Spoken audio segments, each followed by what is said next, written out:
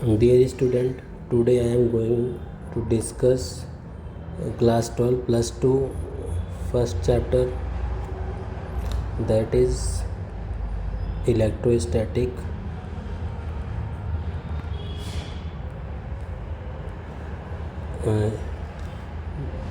Electrostatic. In this chapter we are going to discuss mainly on electric charge,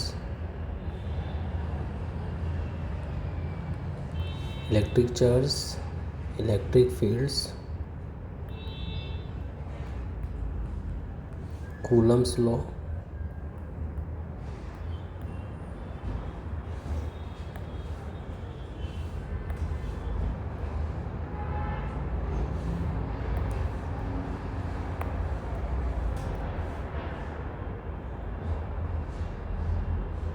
Coulomb's law. We are going to discuss first of the topic is electric charge. तो electric charge अगर बात करें तो electric charge हमारे पास basically तो होंगे दो type से। इलेक्ट्रिक चार्ज जो होगा वो होता है हमारे पास दो टाइप से। एक बात करें तो पॉजिटिव चार्ज और दूसरा हमारे पास होगा नेगेटिव चार्ज। ठीक है। इलेक्ट्रिक चार्ज है क्या वैसे? इट इज़ इंट्रिंसिक प्रॉपर्टी और किसकी? Of matter. इसी मैटर की कौन सी प्रॉपर्टी? इंट्रिंसिक। ठीक है। इंट्रिंसिक मीन्स बेसिक प्रॉपर्टी कह सकते हैं। जैसे हमारा मास है, लाइक मास, और जिसकी वजह से क्या होंगे? इलेक्ट्रिक एंड मैग्नेटिक इफेक्ट क्या होंगे? प्रोड्यूस भी होंगे और उनको फील भी किया जाएगा। Electric and magnetic effects produce भी होते हैं और इनको फील भी किया जा सकता है। ठीक है। तो इलेक्ट्रिक चार्ज हमारा होंगे वैसे दो टाइप्स के हो गए, पॉजिटिव नेगेटिव। होगी क्या? ये इंट्रिंसिक प्रॉपर्टी है जिसकी वजह से इलेक्ट्रिक और मैग्नेटिक फील्ड प्रोड्यूस होंगे और साथ में फील भी होंगे। इलेक्ट्रिक चार्ज की अगर बात करें आगे तो ये हमारे पास पहला तो है इलेक्ट्रिक चार्ज जो होगा, अगर लाइक चार्जेस क्या मतलब? पॉजिटिव चार्ज हो सकता है या नेगेटिव चार्ज। तो लाइक चार्ज एक दूसरे को क्या करेंगे? रिपेल करेंगे। जो भी ये भी लाइक चार्ज है तो एक दूसरे को क्या करेगा? रिपेल कर रहा होगा। और रिपेल का मतलब क्या हो रहेंगे? ये एक दूसरे से दूर जा रहे होंगे। तो पॉजिटिव और नेगेटिव चार्ज क्या होंगे? एक दूसरे को रिपेल करेंगे। ठीक है। रिपेल कर रहे हैं मतलब फोर्स लग रहा है, क्योंकि ये क्या कर रहे हैं? एक दूसरे को पुश कर रहे हैं। और इस फोर्स की वैल्यू हम कहाँ से हमारा आता है? तो इस फोर्स की वैल्यू आती है हमारी कूलम्स लॉ से। अब ये फोर्स ज़रूरी नहीं हर बार रिपल्सिव ही हो, अट्रैक्टिव भी होगा। जैसे क्या बात करें? अनलाइक चार्जेस की अगर बात करते हैं, अनलाइक चार्ज मतलब एक पॉजिटिव हो सकता है और एक हमारा नेगेटिव हो सकता है।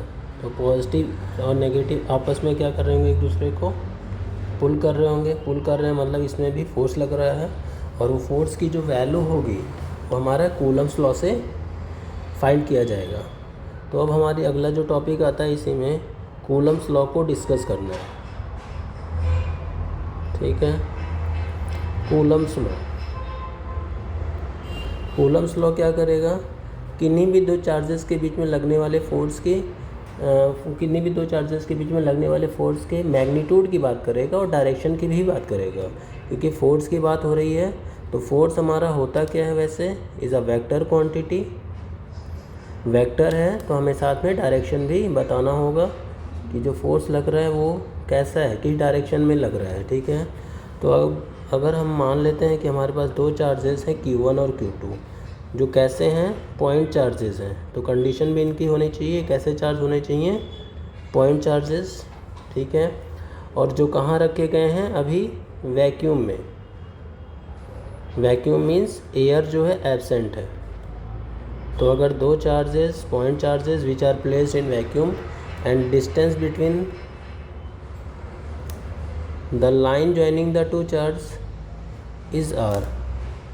इनके बीच में जो इनके सेंटर को कनेक्ट करने वाली जो लाइन है उनके बीच का जो सेपरेशन है वो आर है। तो इनमें जो लगने वाला फोर्स होगा एफ, वो इन दोनों चार्जेस के प्रोडक्ट के डायरेक्टली प्रोपोर्शनल होगा, और जो फोर्स है ये इनके बीच के जो डिस्टेंस है आर उसके इन्वर्स के स्क्वायर के इन्वर्सली प्रोपोर्शनल होगा। तो जब हम इन दोनों पैरामीटर्स को क्या करेंगे, कंबाइन करेंगे इक्वेशन 1 और इक्वेशन 2 को, तो हमारे पास जो फोर्स की वैल्यू आएगी यहाँ से directly proportional Q1 Q2 over r square. यहाँ से बात करें तो फोर्स जो होगा वो हमारे पास, ये प्रोपोर्शनलिटी सिंबल रिमूव करते हैं तो एक नया कांस्टेंट आएगा जिसको हम क्या कहेंगे, Coulomb's constant, K Q1 Q2 over r square, where K is Coulomb's constant. और बात करें इसकी वैल्यू की, तो इसकी वैल्यू होती है 9 × 10⁹ न्यूटन मीटर स्क्वायर पर कूलम स्क्वायर। और अगर इसको हम के को एक वैल्यू में और रिप्रेजेंट करेंगे, जैसे 1/4πε0 Q1 Q2 over r square, तो ये हमारे फोर्स की वैल्यू होगी।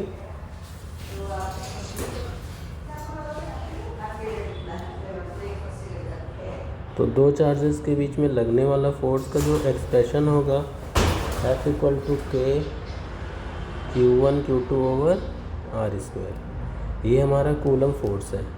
अब कूलम फोर्स के बारे में कुछ बातें, जैसे अगर इन दोनों चार्जेस को किसी मीडियम में रख दिया गया जिसकी परमिटिविटी E है, permittivity of medium E, then force becomes, उस केस में फोर्स इन मीडियम, तो हमारे पास फॉर्मूला आ जाएगा 1/4πε0 Q1 Q2 over r square. तो ये होगा हमारा फोर्स जब चार्जेस को कहाँ रख दिया जाए, मीडियम में। और ये फॉर्मूला हमारा जब चार्जेस कहाँ रखे गए हैं, एयर और वैक्यूम में। Thank you.